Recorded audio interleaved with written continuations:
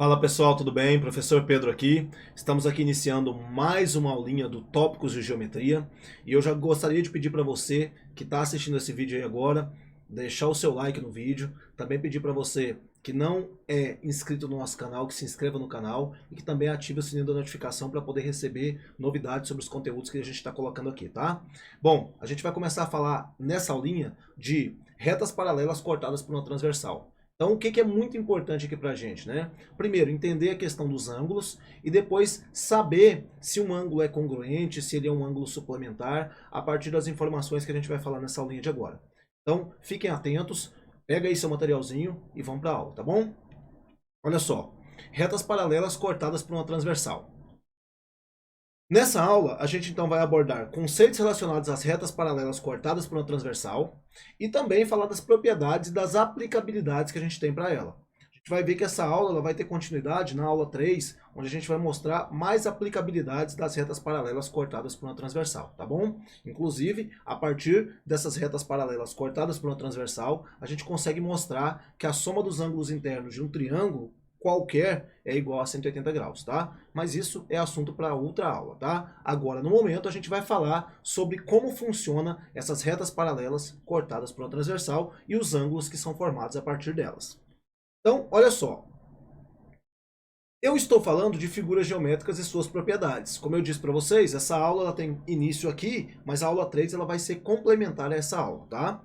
Então, ângulos opostos pelo vértice. O que vem a ser isso, né? Na aula passada, a aula 1, a gente falou sobre a questão da introdução à geometria e falamos também a respeito de como funcionam os ângulos, né? Então, na aula de agora, a gente vai falar um pouquinho sobre o que é um ângulo oposto pelo vértice e a gente vai começar a falar sobre a questão da congruência desses ângulos, tá?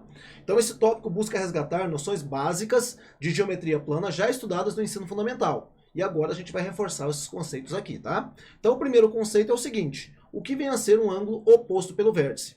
Pessoal, esse conceito é muito importante porque ele te ajuda a resolver muitos exercícios de triângulos e de outras formas geométricas com aplicabilidade nesse OPV, que seria opostos pelo vértice, tá bom? Então aqui eu tenho dois ângulos A e B que eu classifico como opostos pelo vértice. Mas por que eles são opostos pelo vértice, né? Se a gente for observar, nós temos aqui duas retas que são retas concorrentes. Professor, o que é uma reta concorrente?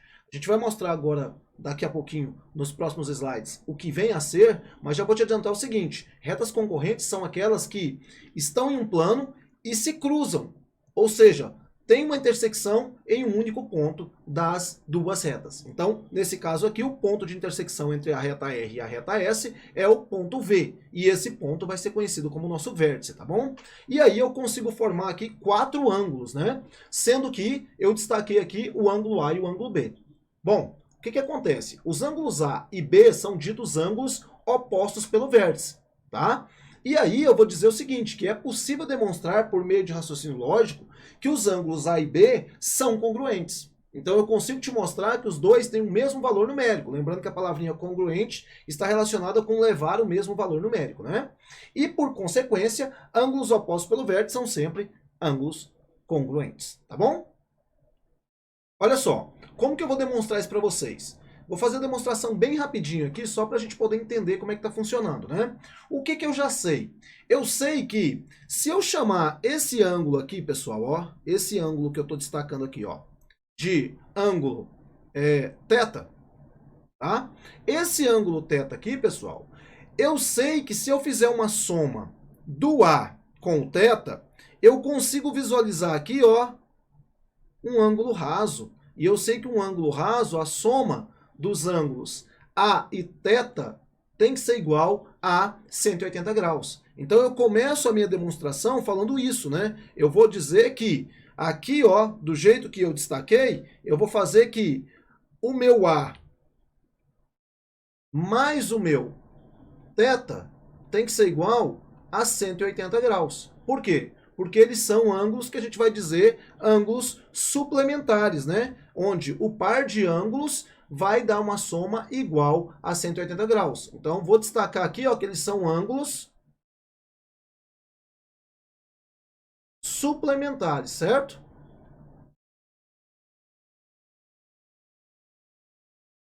Tá. Tá aí, ó, ângulos suplementares. Por que eles são ângulos suplementares? Porque a soma deles é igual a 180 graus. Beleza.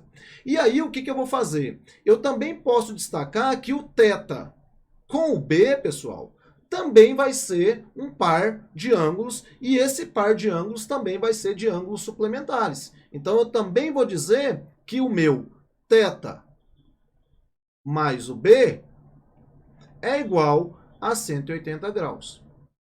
Tudo bem? E aí o que eu vou fazer agora é bem simples. Eu vou isolar o 180 dos dois lados aqui, ó, e vou igualar, porque se A mais θ é igual a 180 e B mais θ também é igual a 180, então eu posso dizer que o A mais o θ tem que ser igual ao θ mais o B. Concordo? Por que eu posso afirmar isso? Porque se os dois são iguais a 180, se eu falo que, não sei, se eu falo assim que um produto é igual ao outro e um terceiro produto é igual ao segundo, então quer dizer que o primeiro e o terceiro produtos são iguais, né? Então o que eu vou dizer para vocês é que eu posso simplificar esses dois valores aqui, porque eles estão iguais dos dois lados, e dizer então que o meu A é igual ao meu ângulo B. Então, nesse momento, igual não, né? Eles são ângulos congruentes, ó, possuem o mesmo valor. Então, ó, ângulos congruentes, tá bom? Então, sempre que eu tiver ângulos que são OPV, eles serão ângulos ditos ângulos congruentes, tá certo? Então, essa é a demonstração para que eu possa te dizer sempre, a partir de agora, que se eu tenho dois ângulos que são OPV, ou seja, opostos pelo vértice, eu posso dizer que o valor numérico de um é igual ao valor numérico do outro, tá certo? Agora eu vou começar a falar sobre a questão das retas paralelas cortadas por uma transversal propriamente dito. Então, eu começo dizendo o seguinte: quando eu tenho duas retas em um mesmo plano, tá? E não há pontos em comum entre elas, ou seja, uma reta não toca a outra, dizemos que essas retas são paralelas entre si. Olha aí, a reta R e a reta S são paralelas entre si. E eu posso representá-las da seguinte maneira. Eu posso escrever que R é paralelo a S.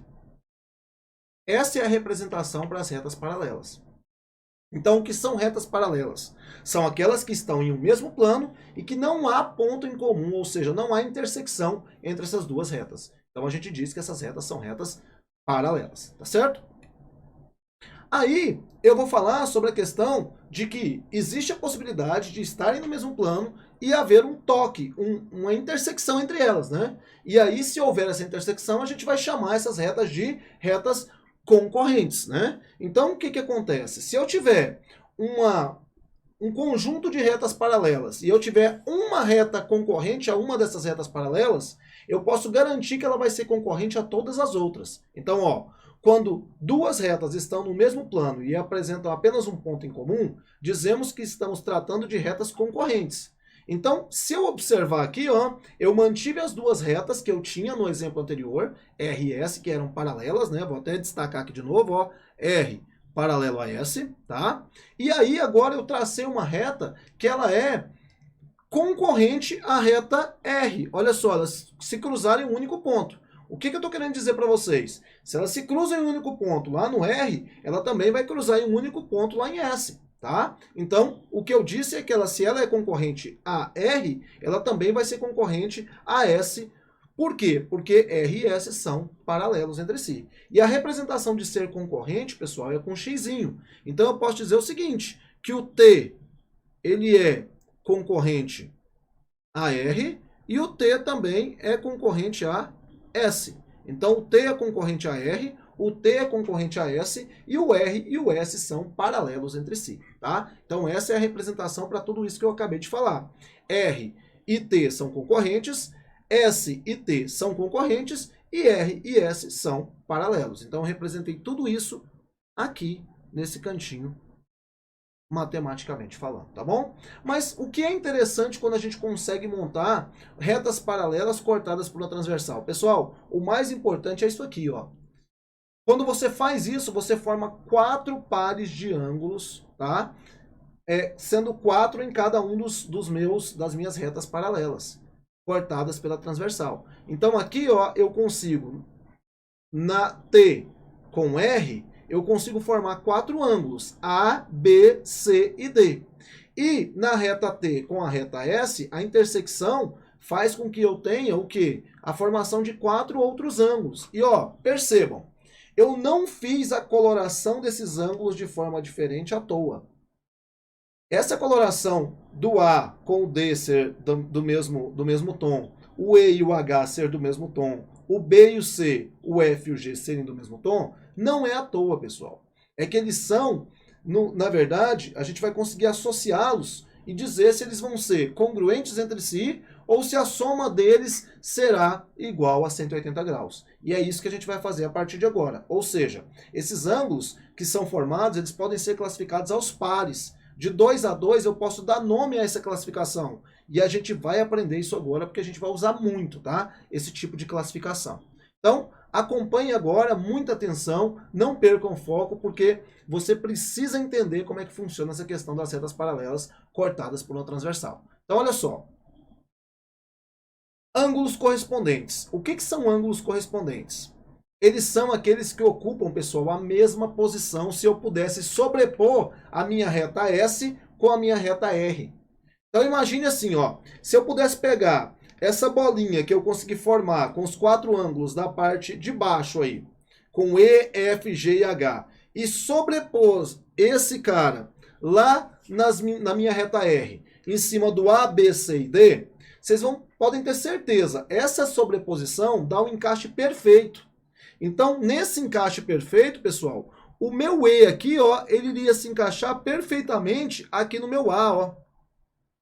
Então, nesse caso, eu classifico o A e o meu E como sendo ângulos do tipo correspondentes. Por quê? Porque eles podem ocupar a mesma posição se a gente fizer a sobreposição, tá? Do mesmo modo, pessoal, se eu pegar aqui, ó, o meu B, ele vai, pessoal, fazer um encaixe perfeito com o meu F. Então, o meu B e o meu F, eles fazem um encaixe perfeito. Então, eles também são classificados como ângulos correspondentes. Bom, aí fica fácil da gente chegar nos outros ângulos correspondentes a partir de agora, né? Porque, na verdade, o que você vai fazer é simplesmente sobrepor. E aí, ó, se você pegar o H aqui, ó, o H e o D também tem um encaixe perfeito, né? Então, eu vou falar que o D e o H são ângulos correspondentes, tá? Por que eles são correspondentes? Porque eu posso sobrepor um no outro e você tem um encaixe perfeito entre eles. E por fim, o C e o G, né? Então aqui, ó, vou destacar aqui, ó, o C e o G. O C e o G também são ângulos correspondentes. Qual que é a principal característica de serem ângulos do tipo correspondentes, pessoal? A principal característica é que quando eu avalio o valor numérico desses pares aqui, ó, 2 a 2, eu descubro o seguinte, que o meu A, ele é o quê? Congruente, ou seja, apresenta o mesmo valor que o meu E. O meu B, ele vai ter o mesmo valor do meu F. O meu D, ele vai ter o mesmo valor do meu H. Né? E o meu C, ele vai ter o mesmo valor do meu G, né? Então, o C vai ter o mesmo valor que o G. Então, eu vou dizer que esses ângulos são todos eles congruentes entre si. Cuidado, eu estou falando congruentes entre si. O A com E, o B com F, o D com H e o C com G. Então, o que são ângulos correspondentes? São aqueles ângulos que conseguem ter a sobreposição e o encaixe perfeito sobre os outros em retas paralelas diferentes, tá bom? Bom, dando sequência então, isso são ângulos correspondentes, mas não é a única classificação que a gente tem para esses ângulos aos pares. O que eu posso fazer aqui, pessoal? Vou dar destaque agora para os ângulos alternos. O que são ângulos alternos? Os ângulos alternos são aqueles que estão um de um lado e outro de outro da transversal, que no caso seria a T, né? A reta T seria a minha transversal que está fazendo intersecção tanto com R quanto com S, tá? Então o que eu vou fazer aqui agora é mostrar para vocês que existem dois tipos de ângulos alternos. A gente tem os ângulos alternos. Vou anotar aqui, ó, ângulos alternos internos. E nós temos os ângulos alternos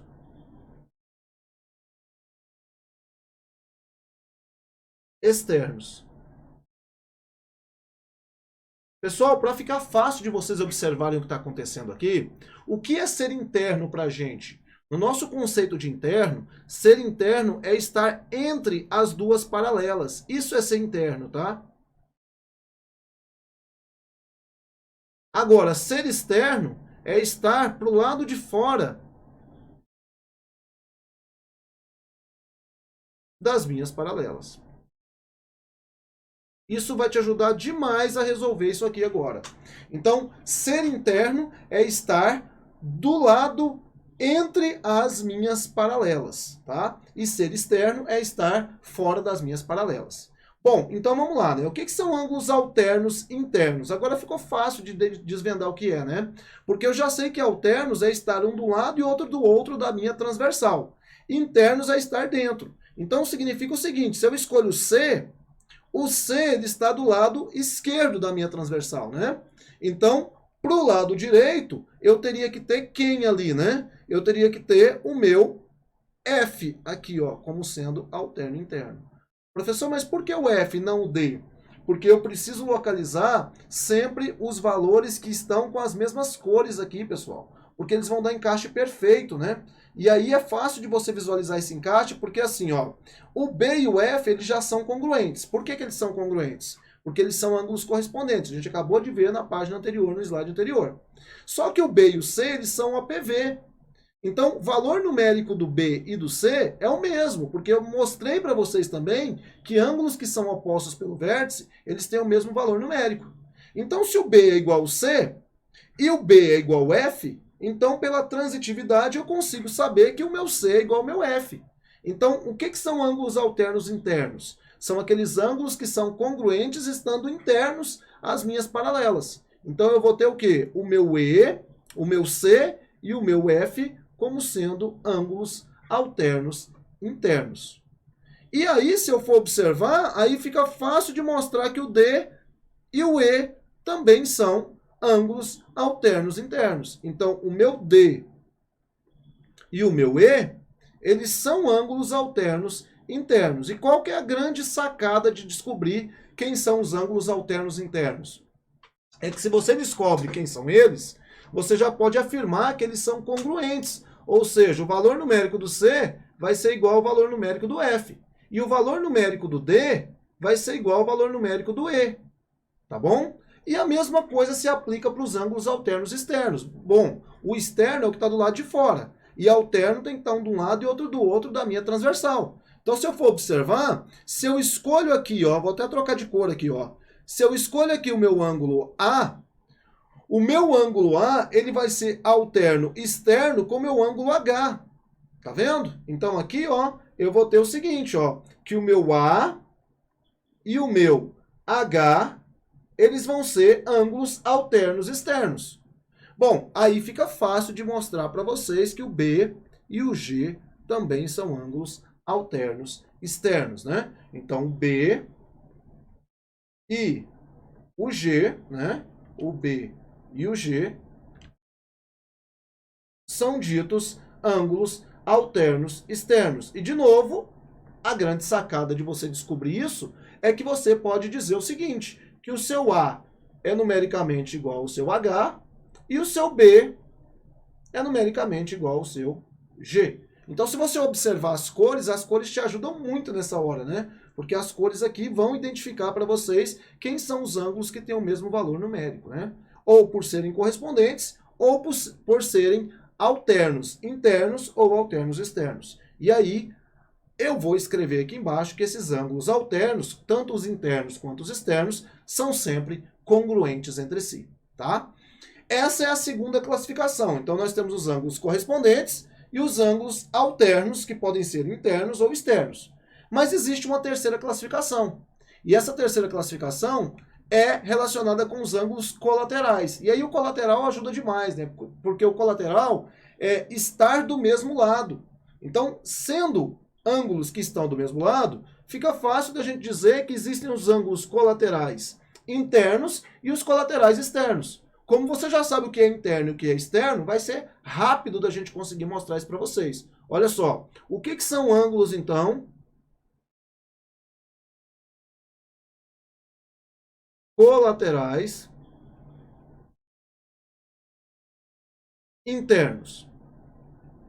Bom, eles têm que estar do mesmo lado e eles têm que ter, tem que estar do lado de dentro das paralelas. Então, aqui só tem dois casos possíveis, né, pessoal? Se vocês observarem aqui, ó, ou eu pego o C com o E, né? Então, o C e o E, ou então eu pego o D e o F.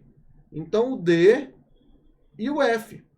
Mas o que é a grande sacada disso, né, pessoal? Se vocês observarem, as cores são diferentes, né? Eu tenho aqui uma cor mais escura com uma cor mais clara. Só que se eu pegar o E ele encaixa perfeitamente no A. Bom, se ele encaixa perfeitamente no A, então significa que o E e o A têm o mesmo valor. Só que o A ele está junto com o C e eles formam aqui, ó, juntos, um ângulo de 180 graus. Ou seja, um ângulo raso. Bom, se o A e o C formam um ângulo de 180 graus e o E é igual ao A, então se eu fizer o meu E mais o meu C, isso tem que dar 180 graus. Se você pensar da mesma forma agora para o D e o F, o D ele se encaixa perfeitamente no H. Então, se eu pego o D e transfiro ele para o H aqui, ó, de novo, o F com o D, que está no lugar do H, também forma 180 graus. Então, eu vou dizer o seguinte, que o meu D mais o meu F, juntos, somados, tem que dar 180 graus. Então, qual que é a grande sacada dos ângulos colaterais internos? E também a gente vai expandir isso para os colaterais externos. É que sempre esses ângulos, eles têm o que em comum? Que a soma deles é igual a 180 graus. Então agora eu vou anotar ali, ó, a ideia dos meus ângulos colaterais externos.